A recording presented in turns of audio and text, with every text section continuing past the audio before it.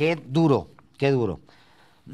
Y pues tenemos aquí en el estudio a Tania Renaum Panzi, que es la directora ejecutiva de Amnistía Internacional México, y a Wendy Figueroa Morales, feminista, directora de la Red Nacional de Refugios, justamente para hablar sobre este tema. Gracias por estar aquí con nosotros. Bienvenidas, Tania, bienvenida, Wendy. Gracias. Muchas gracias. Bueno, gracias, buenas tardes. Obviamente el dato de Naciones Unidas, incluso para una economía y una sociedad como la mexicana, podría quedarse corto. ¿No lo piensan ustedes? Bueno, creo que las pandemias ponen muy claramente el tema de las desigualdades sobre el renglón, ¿no? Estamos en un país donde prácticamente la población económicamente activa tiene salarios aproximadamente de $5 al día, más del 60% de la población económicamente activa, y que un amplio sector de la población económicamente activa trabaja en el sector informal. Evidentemente, esta categoría que hace el secretario general de las Naciones Unidas de desagregar por sexo y por género los efectos diferenciados del COVID, ponen muy bien puesto en la mesa el tema de las desigualdades, especialmente para las mujeres y las niñas. Pensemos que quienes suelen estar a cargo del cuidado son las mujeres, ¿no? En las casas, con las personas adultas mayores, son las enfermeras, son personas que suelen estar al cuidado y en una primera línea de riesgo. Y después está que en el mundo las mujeres solemos ganar hasta 30% menos por el mismo trabajo que hacen hombres y mujeres, ¿no? Mismo trabajo, menos salario. Entonces, por eso y también por el tema de las violencias machistas, evidentemente las mujeres estamos en una posición mucho más de desventaja, no solamente porque ahora el confinamiento, que ya es un privilegio de clase, se puede confinar la gente que puede tener condiciones laborales que le permiten el confinamiento, que puede tener una certeza social de que no le van a quitar el trabajo. El confinamiento ya es un privilegio, pero el confinamiento lo tenemos que ver que no siempre es un espacio seguro, ¿no? Las casas no siempre son un espacio igualmente seguro para las mujeres. Claro. Por supuesto, sobre todo, por eso decía yo que es escalofriante este párrafo. Muchas mujeres están siendo obligadas a encerrarse en sus casas con sus abusadores. Y justamente Wendy Figueroa Morales, que es directora de la Red Nacional de Refugios,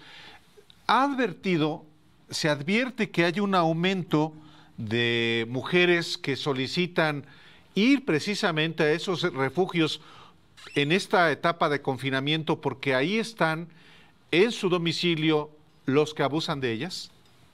Así es, efectivamente, bueno, este tema del coronavirus nos refleja que las mujeres tienen violencias múltiples y están siendo afectadas con una brecha de desigualdad muy importante. Primero por el tema de la propia salud, después por el tema de los cuidados, como bien ya lo decía Tania, este cuidado no solamente de los otros, de las otras, sino de también mantener el espacio higiénico para que no haya esta reproducción de la pandemia, más acompañar a los hijos y a las hijas en las tareas que además nuestras autoridades educativas ni siquiera tuvieron la sensibilidad de hacer un plan de trabajo, simplemente dejaron una sobrecarga atroz, más la situación de la violencia económica contra las mujeres y la violencia laboral. Efectivamente, muchas de las mujeres están en empleos informales a las cuales simplemente les dijeron, ya no vengas a trabajar, yo te aviso, pero no hay ninguna compensación económica ante esta falta del empleo por este mensaje de quédate en casa. Si a eso le sumamos que las violencias, digo a nivel mundial, pero específicamente en un país donde se invisibilizan, se naturalizan, se justifican, pues está todo un caldo de cultivo que lleva justamente a que las mujeres tengan mayor situación de riesgo y vulnerabilidad, pero también sus hijos e hijas, porque quienes conviven con una persona agresora también reciben esta violencia directamente. En ese sentido, pues el llamado que hemos hecho desde la Red Nacional de Refugios, porque se han incrementado el 60% de las orientaciones, ya sea vía telefónica, redes sociales, correo electrónico, ante esta pandemia, en estas primeras 4 semanas es que primero no invisibilicemos ni minimicemos las situaciones de violencia, que tenemos que tener los focos bien rojos y bien identificados. El hecho de estar en aislamiento, que sin duda es un privilegio, no significa que tendremos que estar en una relación violenta. Hay que poner primero la vida y la seguridad de nuestros hijos, hijas y de nosotras mismas, y hay que buscar opciones y alternativas. Hay que generar redes de apoyo sólidos, no solamente con la gente cercana, sino también con los vecinos, las vecinas. Y aquí quiero poner el punto súper importante sobre la mesa, que es las violencias machistas, los feminicidios no están en cuarentena, lo hemos dicho desde la Red Nacional de Refugios hace más de 4 semanas. Hemos visto los feminicidios de las niñas, pues bueno, Jennifer, de la niña Ana Paola, etcétera, que están en una situación de confinamiento y que esto no importó y que sigue habiendo estas situaciones de las violencias. El hogar, de acuerdo al INEGI, es el 40%, bueno, los feminicidios se perpetran en el 40% de los casos dentro de los hogares de las víctimas. Entonces, pues tú lo dijiste muy bien, ustedes lo dijeron muy bien, es obligar a las mujeres a quedarse en casa. Escuché también que una de las estrategias, hoy en la mañana, me lo preguntó un medio, en México se había dicho que los agresores salieran de casa por 14, 15 días. Esto no es efectivo.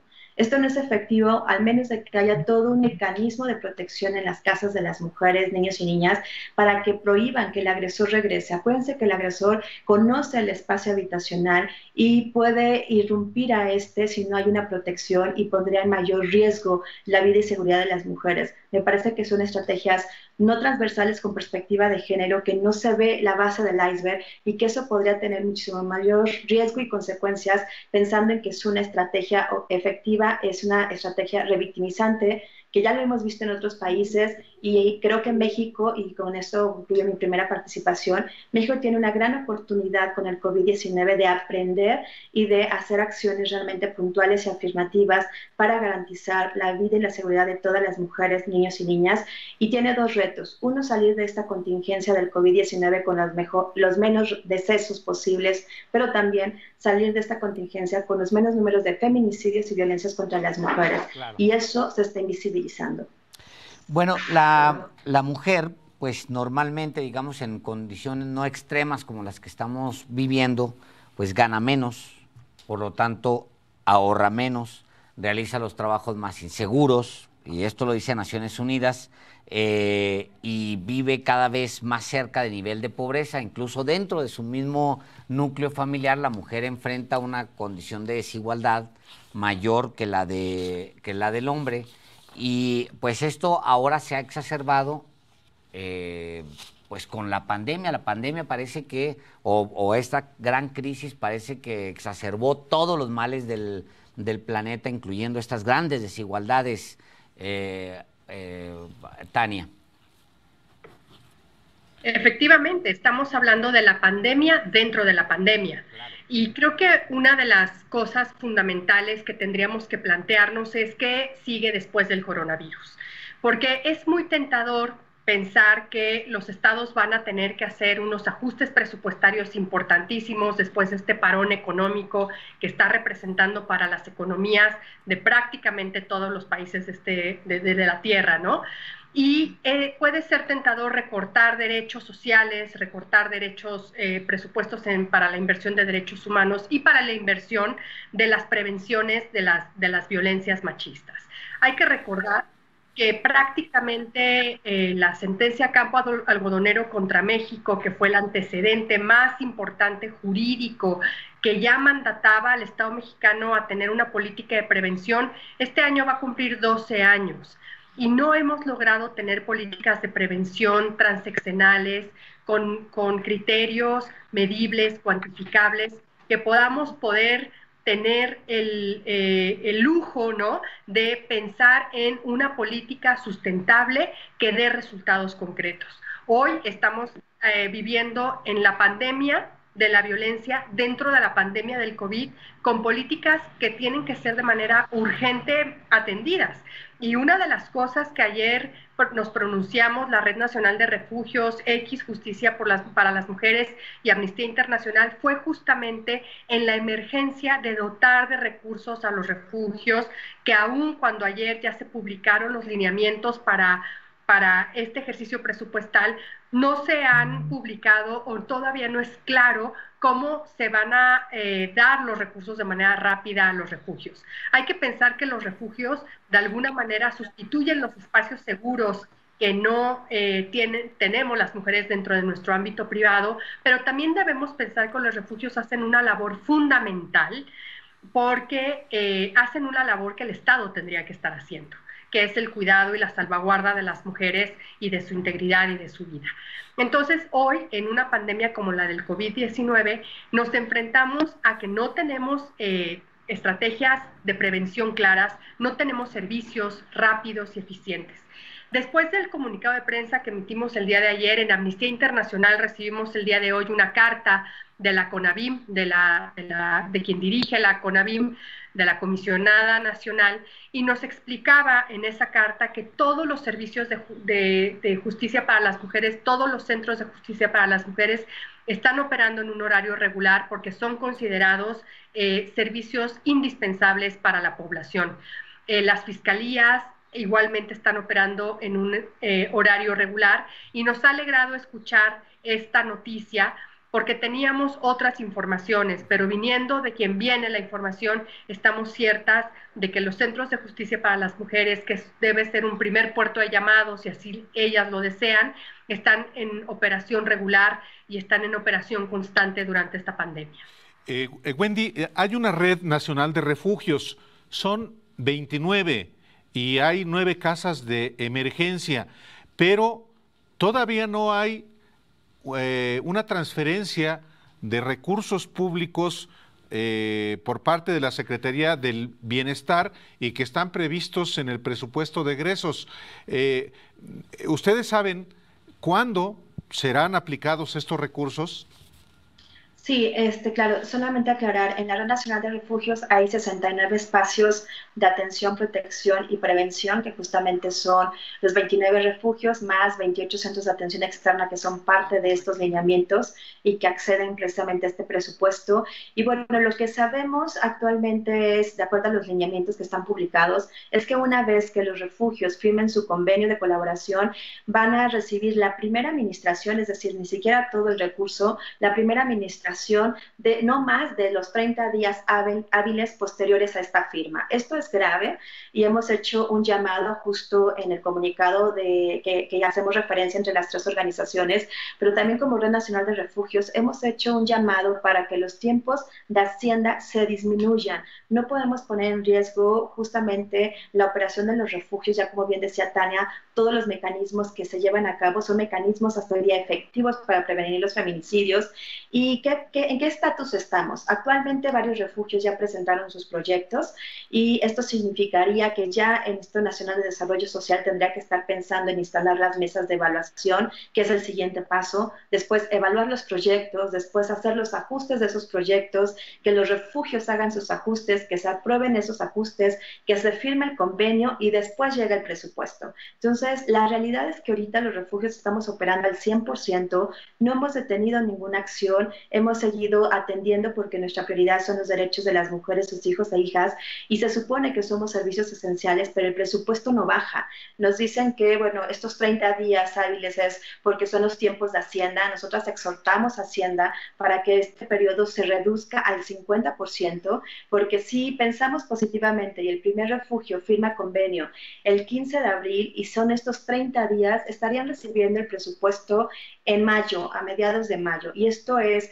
totalmente fuera de una realidad ante la doble contingencia que tenemos. No podríamos garantizar que los refugios operaran porque pagan renta, porque pagan honorarios, porque pagan servicios, porque claro, se les da alimentación, bueno, todo lo que puedan imaginarse. De ahí que nuestra invitación y nuestro exhorto a Secretaría de Hacienda es que debe de priorizar los derechos humanos y dejar a lado los trámites burocráticos, administrativos, y también hacemos un llamado en este comunicado con X Justicia, con Amnistía Internacional y la Red Nacional de Refugios, que se implementen mecanismos presupuestarios con evaluación, con seguimiento y transparencia para que los refugios tengan fondos multianuales. ¿Y esto qué significa?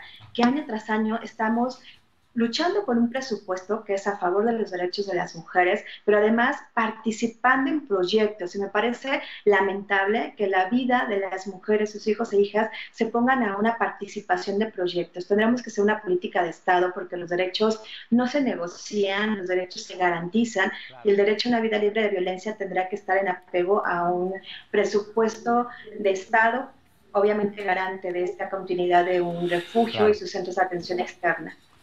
Pues les agradecemos muchísimo que hayan estado aquí con nosotros este día. Gracias y gracias por estar en casa. Qué bueno que estén en casa. Con mucho trabajo, es un privilegio. Tania y Wendy. Sí, es un privilegio para pocos. Gracias, Tania. Gracias, Wendy. Muchísimas gracias.